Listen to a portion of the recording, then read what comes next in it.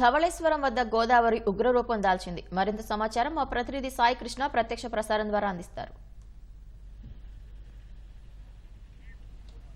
ప్రశాంతి, గోదావరి ఉగ్రరూపం దాల్చింది. భారీ వరదలతో తీరమంతా కూడా ప్రమాదకరంగా మారింది. అంతకంతకు గంటకు గోదావరిలో వరద పెరుగుతూనే ఉంది.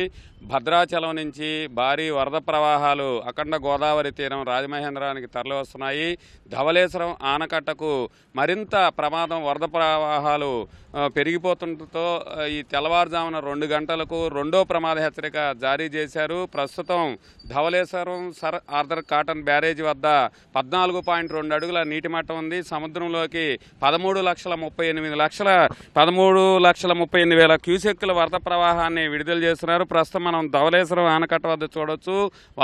వరద ఉధృతి అంతకంతకు పెరుగుతూనే ఉంది. గత 4 రోజులుగా ఈ ప్రవాహాలు ఏమాత్రం తగ్గకుండా గోదావరిలో పెరుగుతున్నాయి.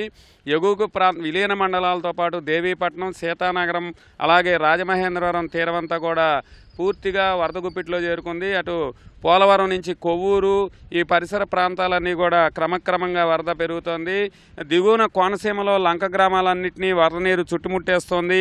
ఆత్రేయపురం, ఆలమూరు, కొత్తపేట, ముమ్మిడివరం, అయినవిల్లితో పాటు గౌతమి గోదావరి తీరమంతా కూడా పూర్తి స్థాయిలో నిండుగా గోదావరి ప్రవాహాలు కొనసాగుతున్నాయి. వైనతేయ, వశిష్ట తీర ప్రాంతం, పీగన్నవరం, రాజోలు నియోజకవర్గాల్లోనూ ఇదే పరిస్థితి కొనసాగుతోంది. రాజోలుతో పాటు పీగన్నవరం నియోజకవర్గాల్లోని అత్యధిక లంక గ్రామాలు పూర్తిగా వరద నీరు చుట్టుముట్టేసింది. కలెక్టర్ మహేష్ కుమార్ కోనసీమలోని వరద పరిస్థితిపై అధికారులు, సిబ్బంది, క్షేత్రస్థాయి సిబ్బందితో చర్చించారు. వరద తీర ప్రాంతాల్లో రెవెన్యూ, పోలీసు యంత్రాంగంతో పాటు జలవనరుల శాఖ అధికారులు ఎక్కడికక్కడ అప్రమత్తంగా ఉండాలి, ప్రజలకు అందుబాటులో ఉండాలి, వారికి కావాల్సిన సామాగ్రి అంతా కూడా అందుబాటులో ఉంచాలని ఆదేశించారు. కలెక్టర్ కూడా ఇప్పుడు క్షేత్రస్థాయిలో పర్యటన చేస్తూ వరద పరిస్థితిని సమీక్షిస్తున్నారు. అలాగే గంగవరం మండలం సుందరపల్లి వద్ద గోదావరి గట్టు బలహీనంగా ఉండటంతో అక్కడ రక్షణ చర్యలు పటిష్టంగా గోదావరి గట్టును పటిష్ట చేసి చర్యలు చేపట్టారు.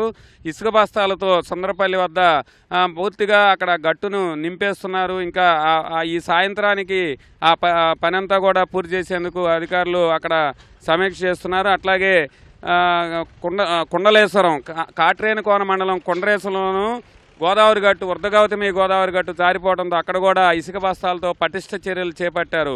ప్రస్తుతం వరద ఇంకా భద్రాచలం నుంచి భారీగా పెరుగుతోంది. భద్రాచలం నుంచి అక్కడ కూడా రెండో ప్రమాద హెచ్చరిక కొనసాగుతోంది. ఈ పోలవరం మీదుగా ధవళేశ్వరం ఆనకట్టకు అంతకంతకు వరద ప్రవాహం పెరుగుతూనే ఉంది. ఇది ఇంకా అక్కడ భారీ వర్షాలు అయితే ప్రస్తుతం ఆగాయి. ఇంకా అవి గనక మళ్ళీ కురిస్తే మాత్రం ఈ గోదావరిలో వరద ఆగే పరిస్థితి లేదనేది జలవనరుల శాఖ అధికారులు అంచనా వేశారు. ఎవరూ కూడా అత్యవసరమైన తప్పితే లంక గ్రామ వాసులు గోదావరిలో ప్రమాదకరమైన వరదల్లో రాకపోకలు సాగించవద్దని అధికార యంత్రాంగం విజ్ఞప్తి చేస్తోంది. మరికొన్ని రోజుల పాటు ఈ గోదావరిలో వరద కొనసాగవచ్చు. అదే 3వ ప్రమాద హెచ్చరిక స్థాయికి చేరే అవకాశం ఎంతవరకు ఉందని కూడా జలవనరుల శాఖ అధికారులు దీనిపై పరిశీలన చేస్తున్నారు.